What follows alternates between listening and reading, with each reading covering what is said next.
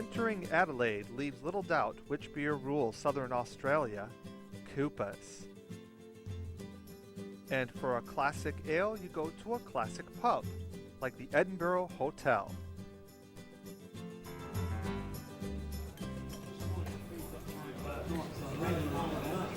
Where are you from, people? From Hawaii. Chicago originally, actually. And where are you? I'm from Hawaii. Hawaii. Now you are. And where are you? www.drunkmates.com. Here we go. We'll start this out. Yeah, here we go. Do the first. We should get these guys. Hello, Chris. How you doing?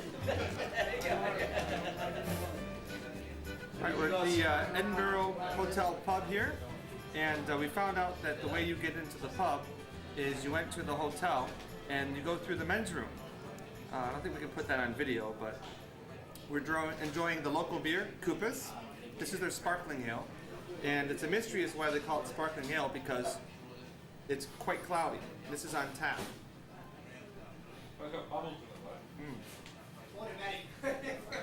Clean, dry finish, but yeast is definitely present. Now we heard from our good friend at the Austria Hotel that they have an aged Cooper's sparkling ale here, and this is what it looks like having aged for about 3 years. Also notice how cloudy it is. In fact, the bartender rolled the bottle on the bar before giving it to me to make sure that the yeast was totally mixed up in the beer. Now that's not something they would do in England, is it?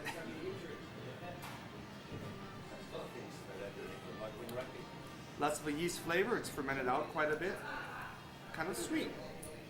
Definitely a different type of beer. And definitely the beer you should be drinking here, Koopas.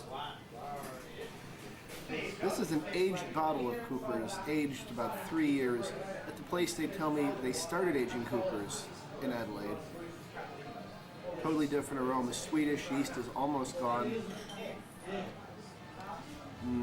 Almost like they started a spoon of honey around in it. Wonderful.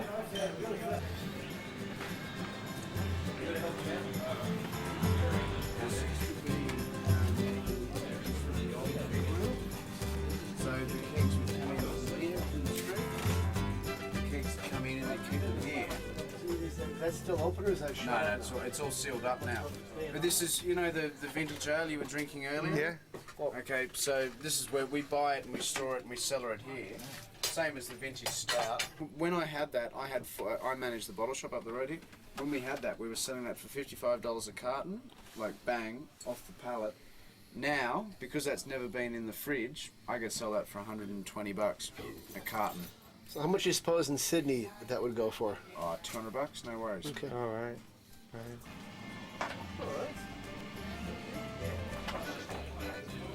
Oh, cool. Edinburgh Hotel and Cellars. Oh yeah. That's nice.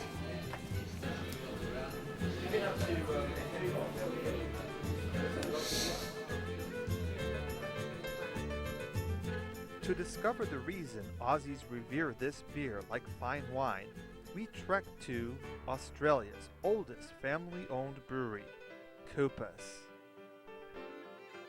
From 1881, the brewery was established on this current site in Leabrook. Back in those days, it was just surrounded by open paddocks. You come here today and see we're in a very leafy, well-to-do residential area.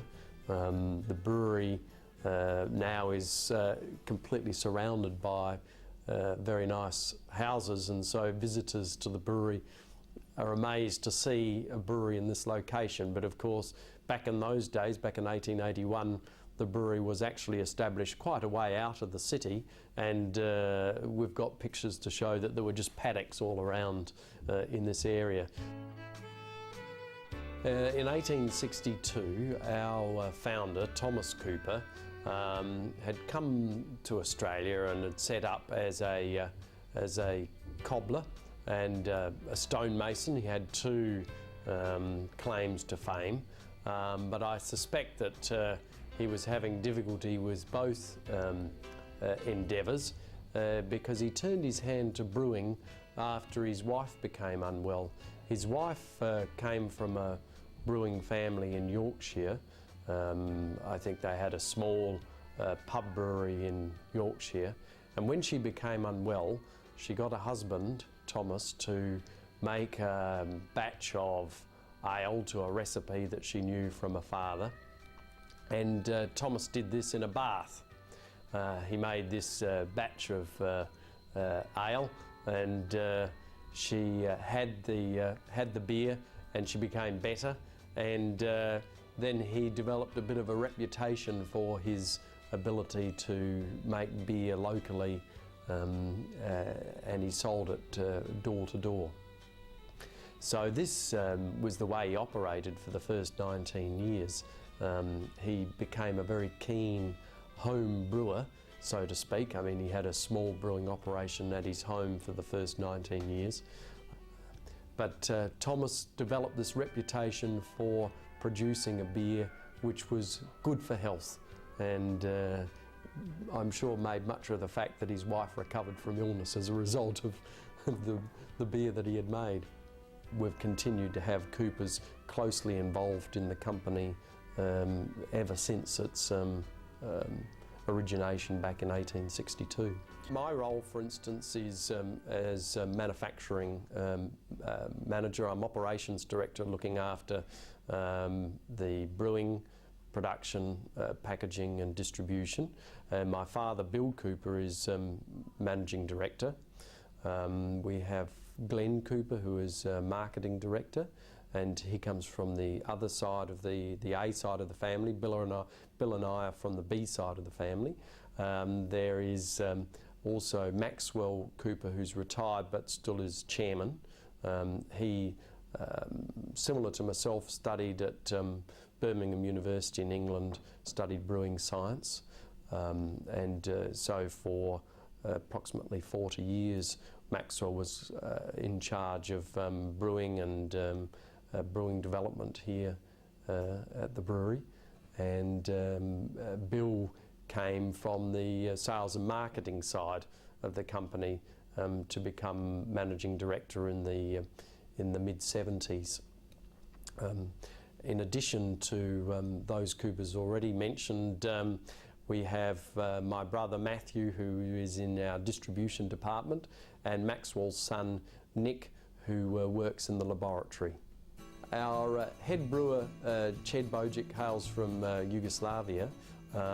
He came out to Australia back in the late 50s and initially worked in Sydney and then over in New Guinea, and then joined us at Coopers in the early 70s or to mid 70s. So Ched's been here approximately 25 years now, and so he's seen quite a few changes in the time that he's been here, because when he first came here we were still operating our Burton Union type system of fermentation, where we had the start of the primary fermentation in wooden vats, and then the continuing primary fermentation in puncheons. The beer was a dropping system. The beer was dropped down into the wooden puncheons, and there the cellarmen would add sugar to the puncheons and collect the yeast from the bunghole, and then that yeast was collected and used again for the next fermentation.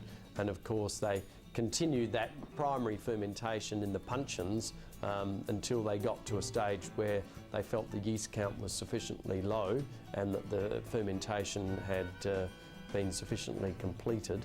And then the beer from a number of puncheons was brought together in a tank and then bottled, and then, as we do now, they had the secondary fermentation in the bottle, but without controlling the yeast precisely in the way that we do today. So you can see that the history of brewing here is certainly a very ancient one. That Burton Union type system has been around for several hundred years.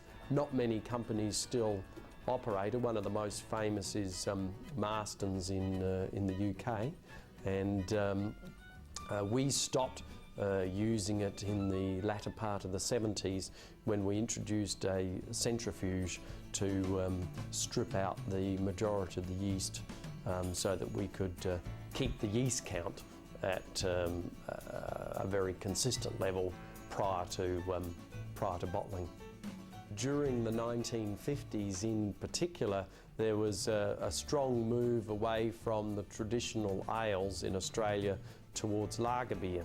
And progressively, through the century, one brewery after another has changed from ale production to lager production. And so from the 1950s onwards, the Coopers started to become quite worried about what would happen as we retained the traditional method of producing beer as this naturally conditioned ale. And after much years of deliberation, we invested, the company invested in a lager cellar in the latter part of the 60s, and so from the late 60s onwards we've been making lager beer. It still only represents a small proportion, about 30% of our total volume, but we consider it an important part because it allows us to market a total range of beers. But our heart really is in the ales, and we continue to make the naturally conditioned ales and variants of those. We do some filtered ales as well now, but there has been this diversification therefore to protect us in case people lost interest in the naturally conditioned ales. Certainly when I was at university in the 1970s, it was considered quite bizarre by many people to drink this beer which still had the yeast in it, and so therefore was cloudy. And in Australia we've had various ways of describing it. Our opposition, for instance, describes it as lunatic soup because of the high alcohol content and the fact that the yeast is still retained in the beer.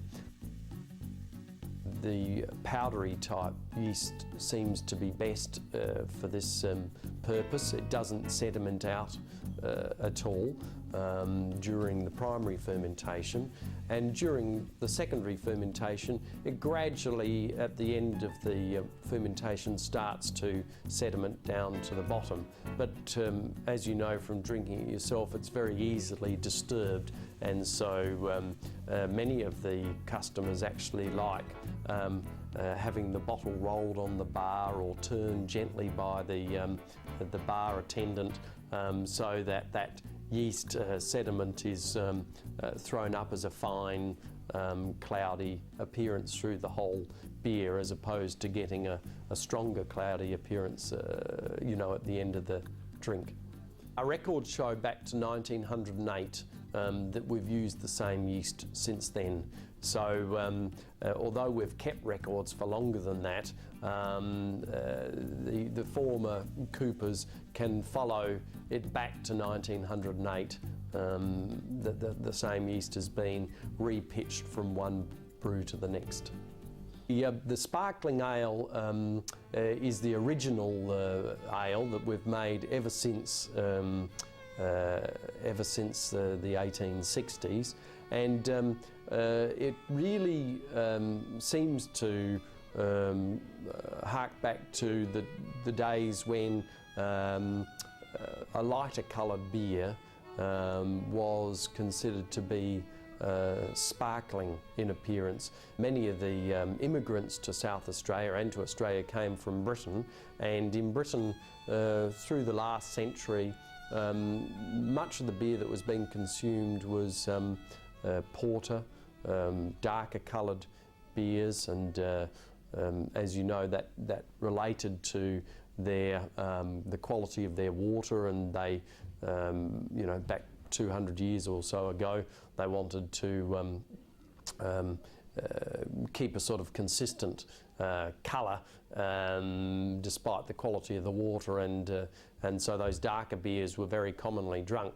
And I think it's my understanding that the sparkling concept really comes from having the lighter coloured beer. So the sparkling ale really is very much in the line of an India Pale Ale, the denomination of sparkling ale we've retained ever since. And the pale that you mentioned is another product that we introduced in the 1980s, which is a lower alcohol form of it. The sparkling ale is 5.8% by volume, and the pale ale is 4.5%.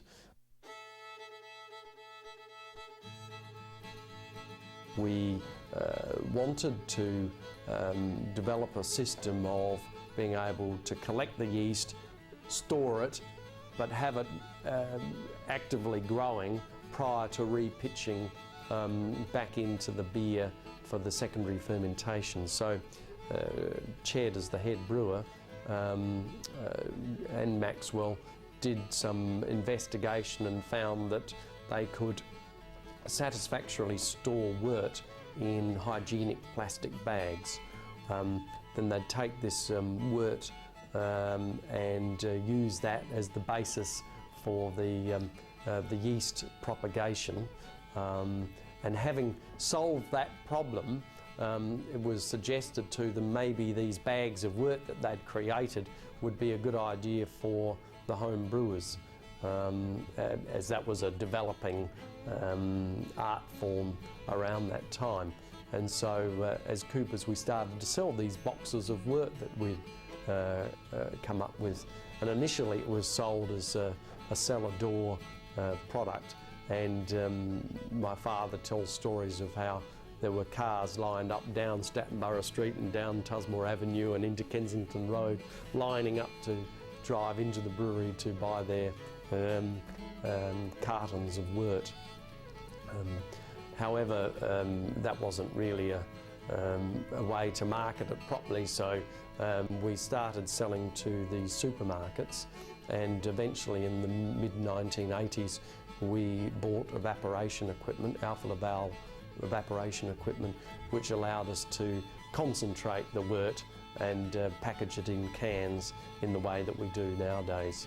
So a fairly interesting background, more or less stumbled into it, the home brew business, by virtue of having to look for a solution on wort storage. You know, the pale and the sparkling are quite full of esters, and you know, the two esters in particular, ethyl acetate and isoamyl acetate, and so we've got quite fruity, banana-y type flavours coming through.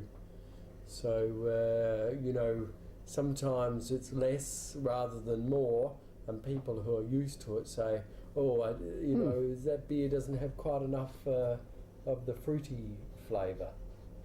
So they get quite used to it. And this is their original sparkling ale. And it's kind of a joke that it's not very sparkling, is it? It's rather cloudy beer. But we're told that the name sparkling came from several 100 years ago, when all beers were pretty much porters and stouts, and so at the time this would be considered quite bright. And yet today, if someone looked at it, they might think it's a wheat beer in America because it's got that yeast suspension. And yet it's an ale, no wheat. Similar profile, a very hearty beer, and definitely a unique brewing style to Southern Australia. Here we are in the Cooper's boardroom. I expect this boardroom will be the envy of boards across the world, and we're drinking their flagship beer, Cooper's Sparkling Ale. Quite a wonderful yeasty aroma with just a hint of banana, a lot of esters. I think the yeast gives it a fairly full flavor for a pale ale, and a really spicy character We expect not only due to some of the esters, but also to do with the Pride of Ringwood hops, which are grown here in Tasmania and are local to Australia and used by virtually every brewery here, especially this one. When in southern Australia, if it's brains you want, you have a Cooper's Dark. Because Dr. Tim explained to us, he really enjoyed that dark mild from Wales, and decided to fashion the Cooper's Dark beer after that classic English beer.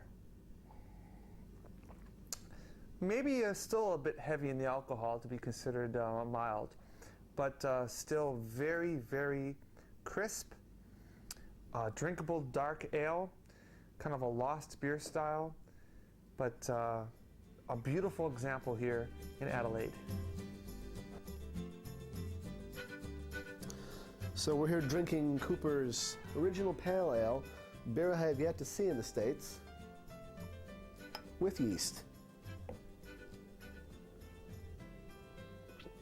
A lighter beer than the sparkling ale, and this beer was actually made as a dinner ale to drink, and it was changed to pale ale for the modern market, and it certainly is an easier drinking beer than the sparkling if you're going to have much more than one. I think I will. Owned and operated by the Coopers family for nearly 140 years, Coopers is a South Australia original. The Austral Hotel in downtown Adelaide is famous for their fresh Coopers and for their special aged stout.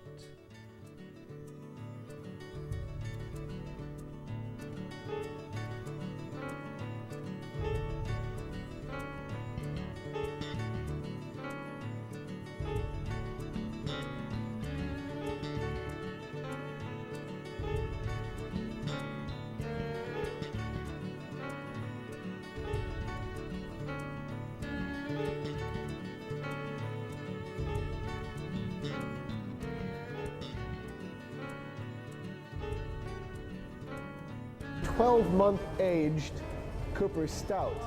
This is the first place in Adelaide to age the keg beer, particularly the stout, and we know the brewer doesn't approve of it, but even if the beer is ready to drink right away, we think it has a lot of interesting things right now. A lot of vinous aroma to it. It's lost a lot of its roasty character. It's got, again, a vinous, malty, syrupy flavor to it. It tastes a lot bigger than its ample 6.8% alcohol, and you have to come to Adelaide, to the Austral Hotel, to drink it. We're at the Austral Hotel in Adelaide, and despite what you would think, a hotel in Australia actually is a name for a pub, because people would come to the pub and get so pissed they'd have to sleep overnight, and hence they were called hotels. This particular hotel, everyone wears black. Don't ask me why. They should be drinking black. In this case, Cooper's Stout. Definitely black, aged a year, which the Hungarian brewer over at Cooper's didn't quite like, because he thinks the beer should be fresh, just like Jeff said.